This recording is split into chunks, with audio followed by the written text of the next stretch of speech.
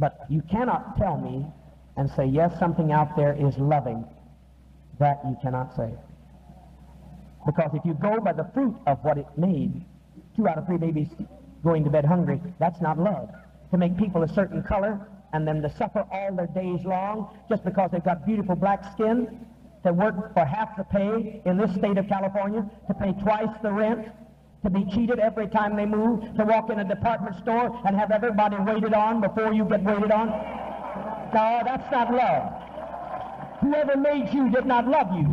I did not make you, but by damn I will save you. Na década de 50, um jovem carismático surgiu com uma visão grandiosa: justiça social, igualdade racial e um mundo onde ninguém seria oprimido. Jim Jones prometeu um paraíso, mas o que aconteceu como um sonho de liberdade se transformaria no maior pesadelo de seus seguidores. No coração da selva, longe dos olhos do mundo, ele construiu um império. O que parecia ser o início de uma utopia foi, na verdade, o prelúdio de uma das maiores tragédias da história moderna. Trouxe esse povo todo da Califórnia para cá, disse que ele era o Moisés de uma terra prometida, de uma Canaã, e fez essas pessoas, fez não, elas quiseram, mas é lavagem cerebral, como acontece com vocês aqui. O que levou mais de 900 pessoas a seguirem cegamente um líder em direção à morte. Como uma promessa de salvação se transformou em um horror absoluto. Essa é a história do homem que usou o poder da fé para controlar vidas. E, como tudo terminou, em uma tragédia inimaginável.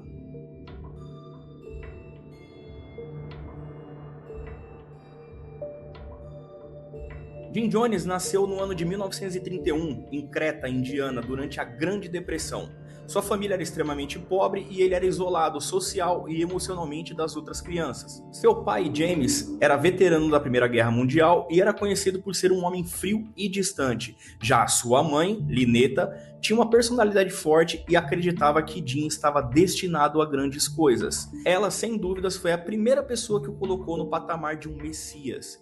E isso foi o início da sua paranoia de querer ser Deus. Ainda jovem, Jim Jones começou a se interessar profundamente pela religião e pelo papel que ela desempenhava na vida das pessoas.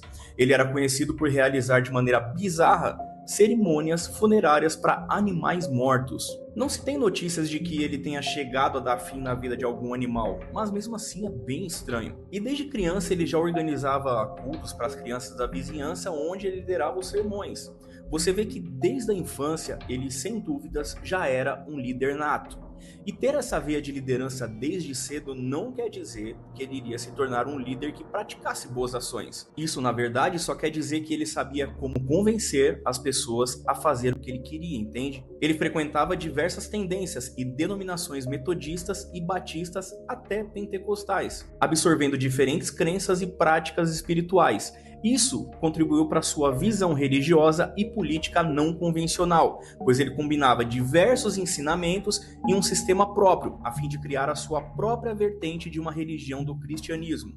Como a maioria dos jovens, Jim Jones começou a desenvolver uma forte simpatia por ideias comunistas e socialistas, influenciada pelas desigualdades que via ao seu redor. E ele, particularmente afetado pela pobreza, pela injustiça social e pelo racismo que presenciou, o que contribuiu para sua visão de que as estruturas tradicionais da sociedade eram falhas. Jones era encantado com a ideia de criar uma comunidade utópica que combatia essas injustiças e começou a ver o comunismo como um caminho para a igualdade. Ao mesmo tempo, ele percebeu que poderia usar a religião como um meio para atingir suas metas sociais e também políticas. O sistema de segregação racial naquela época, conhecido como leis Jim Crow, ainda estava em vigor em grande parte do sul dos Estados Unidos. Leis racistas separavam pessoas brancas e pretos em praticamente todas as áreas da via pública, como escolas, transportes e até locais de entretenimento. Os afro-americanos eram sistematicamente privados de direitos básicos, sofriam violência excessiva, muito mais do que hoje, porque era legalizado, era a lei. Então muitas dessas pessoas estavam desesperadas por mudanças e à procura de líderes que oferecessem uma visão de igualdade. Em 1949, Jim Jones casou-se com Marceline Baldwin, uma enfermeira que compartilhava de muitas das suas ideias progressistas. Juntos, começaram a criar o que viria a ser a primeira tentativa de uma igreja inclusiva. Então, em 1950, Jim Jones iniciou oficialmente sua carreira religiosa, tornando-se pastor em igrejas de diferentes denominações em Indianápolis. Foi nesse período que ele se destacou por pregar sobre a integração racial, o que era raro entre os líderes brancos na época. Ele passou a trabalhar com comunidades negras e promover uma mensagem de igualdade, o que atraiu seguidores de várias raças e origens sociais. Quem em sã consciência nos dias de hoje iria se opor a essas ideias de inclusão? Era muito fácil cair nesse papo. Mas, até aquele momento, Jim Jones ainda não tinha sua própria igreja. Foi então que, em 1955, Jones fundou sua própria congregação, inicialmente chamada de Igreja do Templo dos Povos. Essa igreja começou como uma organização cristã com forte abordagem na justiça social, oferecendo serviços comunitários como assistência médica gratuita, programas de alimentação e habitação. Parecia um sonho. Ele conquistou o respeito local como defensor de integração racial e da ajuda aos necessitados. Mas ajudar por ser o certo a se fazer não era o intuito dele. Isso, na verdade, era um meio de obter controle e poder. Foi quando ele começou a usar técnicas de manipulação, como encenar milagres e falsificar curas para atrair mais seguidores. Ao perceber o poder que tinha sob seu número crescente de adeptos, ele começou a construir uma imagem de si mesmo como um líder espiritual e político, e mais do que isso, um messias. Ao longo dos anos 60 e 70, o Templo dos Povos cresceu significativamente. Jones começou a se apresentar como mais do que apenas um pastor. Ele se via como um profeta, um líder messiânico que guiaria seus seguidores para uma nova era de justiça. Ele promoveu a ideia de que estava destinado a criar um paraíso aqui na Terra e suas mensagens se tornariam mais radicais, misturando religião com um socialismo revolucionário. Jones atraiu membros da classe trabalhadora, minorias raciais e aqueles que se sentiam marginalizados pela sociedade americana.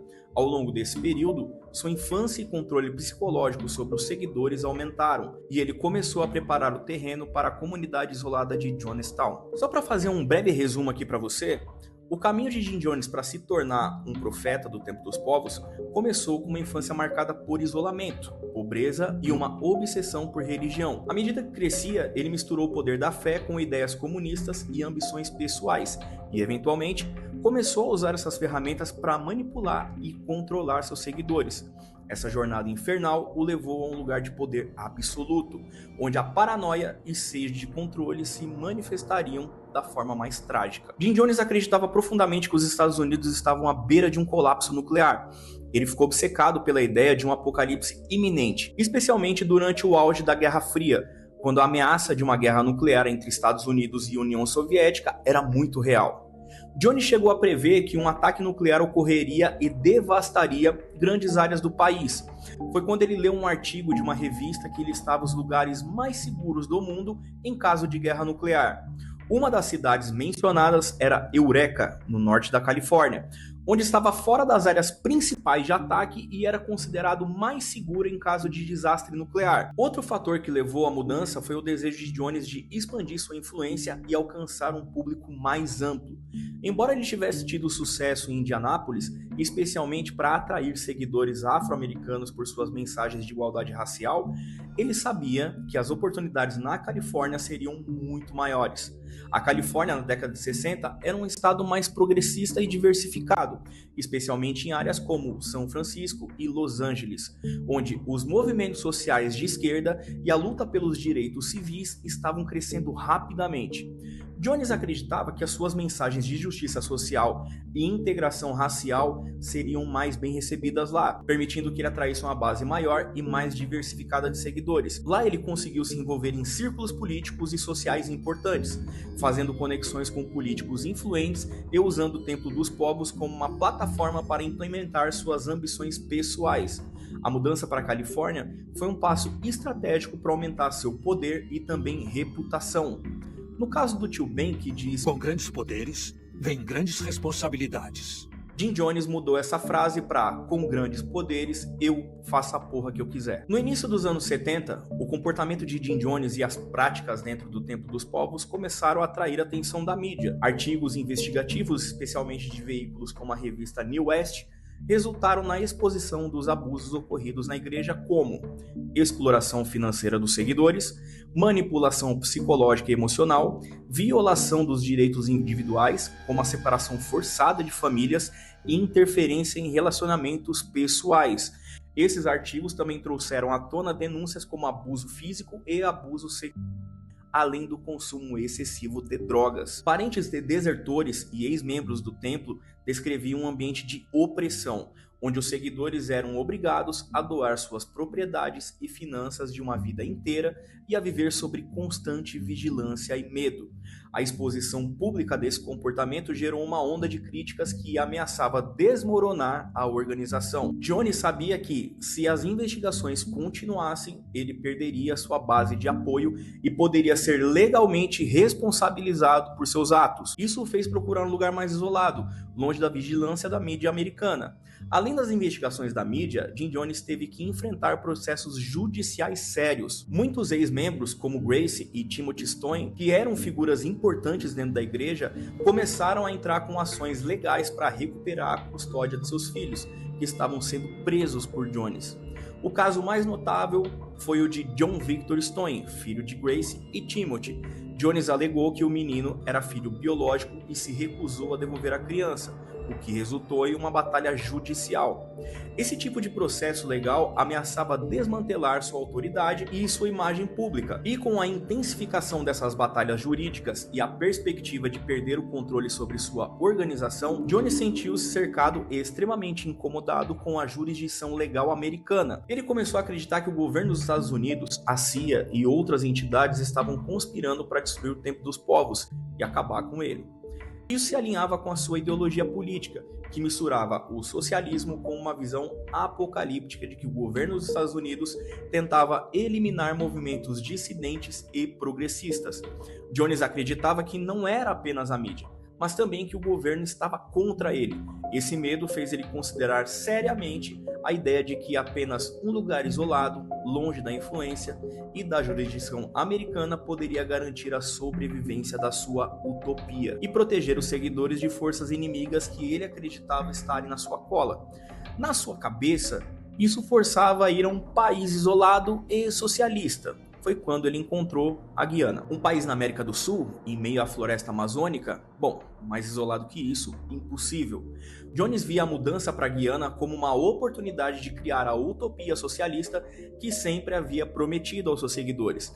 Ele já havia começado a misturar a religião com a política ao longo de anos, e acreditava que a Guiana, um país com um governo socialista na época, oferecia o ambiente perfeito para construir uma sociedade igualitária e independente das opressões racistas e econômicas dos Estados Unidos. A Guiana era vista por Jones como um refúgio ideal, longe do alcance do governo americano e fora das pressões sociais que ele enfrentava na Califórnia. O governo de lá estava disposto a permitir a construção de Jonestown, pois acreditava que o projeto poderia ser uma contribuição positiva para o desenvolvimento rural do país.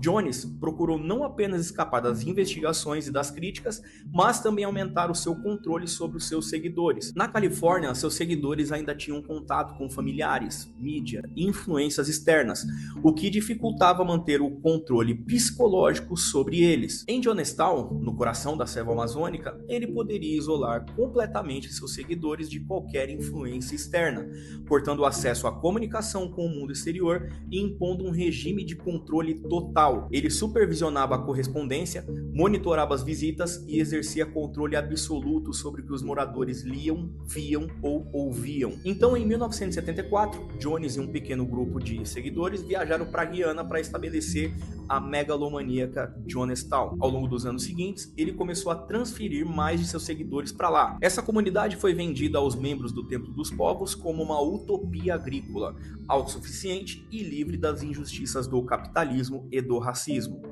Jonestown era apresentado como um cumprimento das promessas de Jones, uma sociedade perfeita. Aqui tudo é muito diferente em relação aos Estados Unidos. Eu nunca fui tão feliz e satisfeito na minha vida. É divertido aqui, é realmente muito bom. Nada disto seria possível se não fosse por Jim Jones.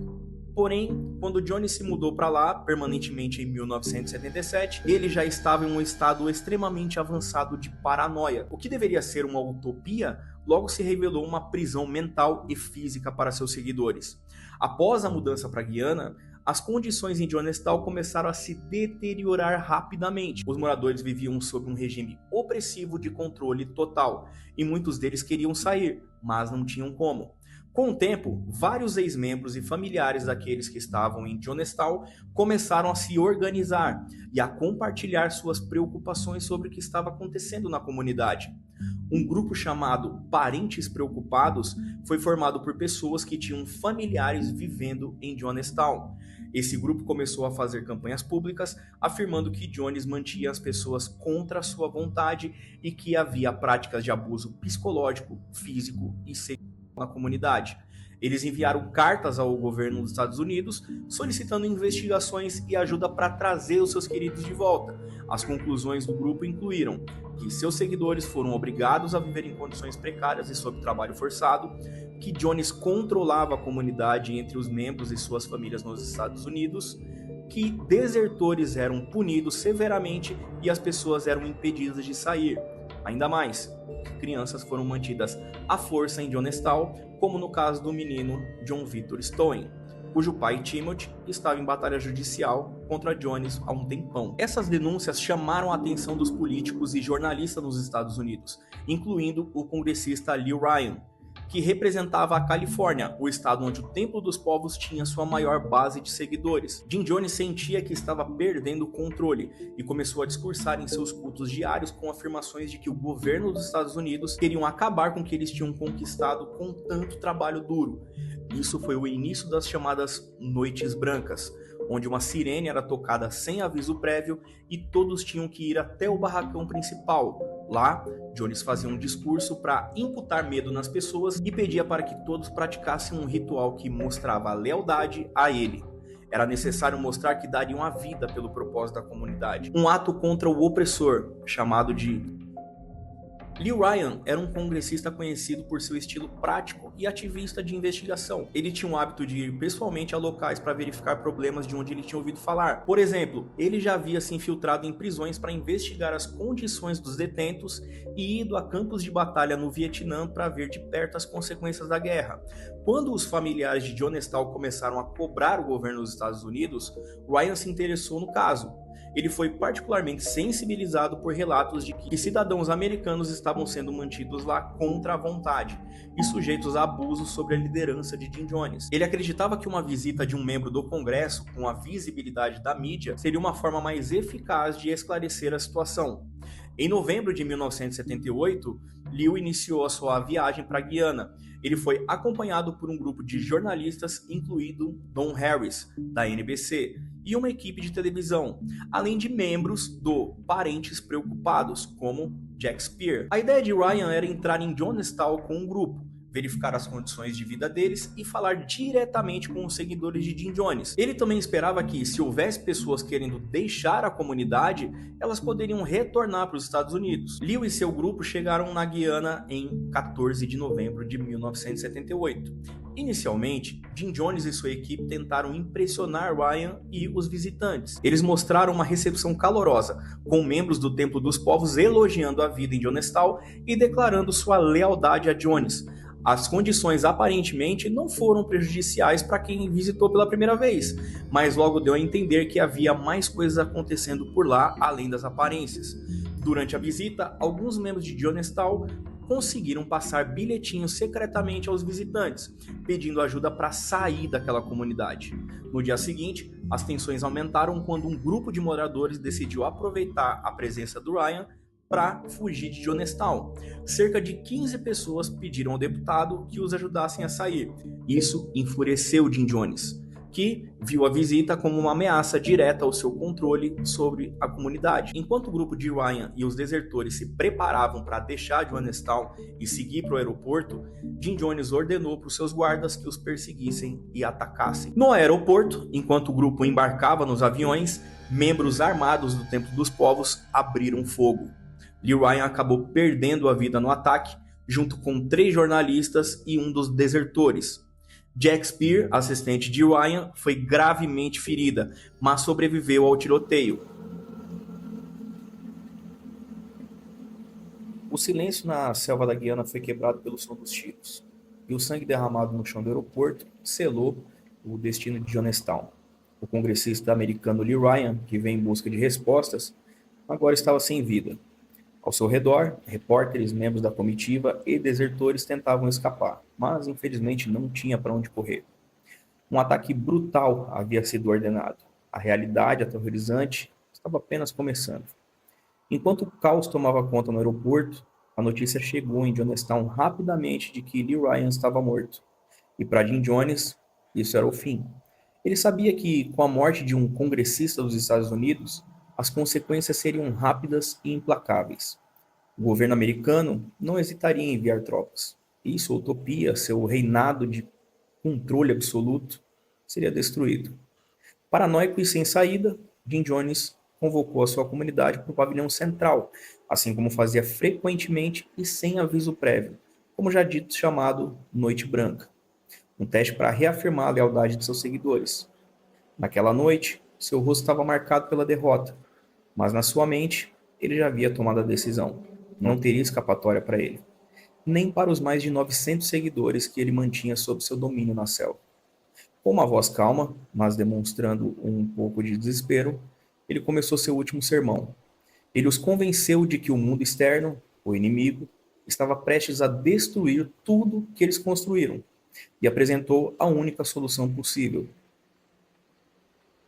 Ele pintou o ato como uma saída honrosa, uma resistência final ao opressor. Os seguidores ficaram meio que perplexos. Alguns choraram silenciosamente, outros tremiam, mas, quebrados pela manipulação psicológica de anos, aceitaram sem questionar. Ele tinha sido mais do que um líder para eles. Era um salvador, a figura paterna, um profeta. Eles deixaram suas famílias, suas casas, suas vidas para segui-lo até o fim na Guiana. Eles não conseguiriam imaginar uma vida sem ele, e acabaram sendo convencidos que aquele era só mais um treinamento. Mas aquilo era para valer. A bebida mortal foi preparada. E isso era o que tinham treinado para fazer nessa situação. Uma mistura de suco de uva com cianeto, calmantes e tranquilizantes. Crianças, infelizmente, como sendo primeiras a serem sacrificadas, foram levadas pelos próprios pais para beber o veneno. O choro das crianças e o desespero dos pais era ensurdecedor. Eles não queriam, mas não havia escolha. A vida em Jonestown, sob o domínio de Jim Jones, os levaram a um ponto sem retorno. Pessoas caíram no chão em convulsões, espumando pela boca. O veneno era rápido e implacável. Gritos de dor e desespero eram ouvidos. Quando viram que não era um treinamento, alguns insistiram, mas foram alvejados pelos guardas armados. Outros, em sua confusão e desespero, beberam voluntariamente, acreditando na promessa de libertação. Enquanto seus seguidores morriam ao seu redor, Jim Jones não derramou uma lágrima. Ele observou calado a destruição de tudo que havia criado. Para ele, a tragédia foi forçada pelos seus inimigos. Ele preferia ver seus seguidores mortos a permitir que fossem resgatados e desprogramados. Por fim, Jim Jones covardemente não bebeu veneno. Ele foi encontrado com um tiro na cabeça. Uma morte que sugeria que ele não estava disposto a compartilhar o mesmo destino de seus seguidores. Mas o fato é que, no fim, uma utopia que ele prometeu aos seus seguidores não era um paraíso. Na verdade, era um túmulo. Na manhã seguinte, a cena era de horror inimaginável. 918 corpos espalhados pelo chão, entre eles mais de 300 crianças, todas vítimas de uma promessa que se transformou em pesadelo. O sonho de Jonestown havia acontecido de uma forma mais cruel e trágica possível.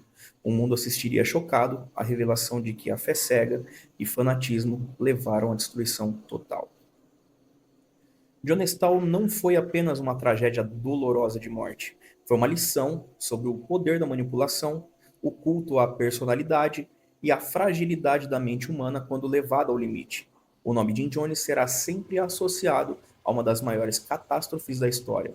Um lembrete sombrio de como promessas de salvação podem se transformar em destruição.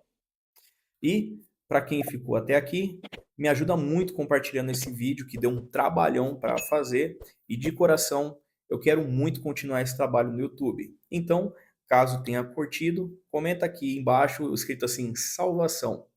Quem não chegou até aqui e for ler os comentários não vai entender nada. e vai ser engraçado que ninguém entendeu o porquê desse comentário. Espero que você tenha uma vida ótima e até a próxima.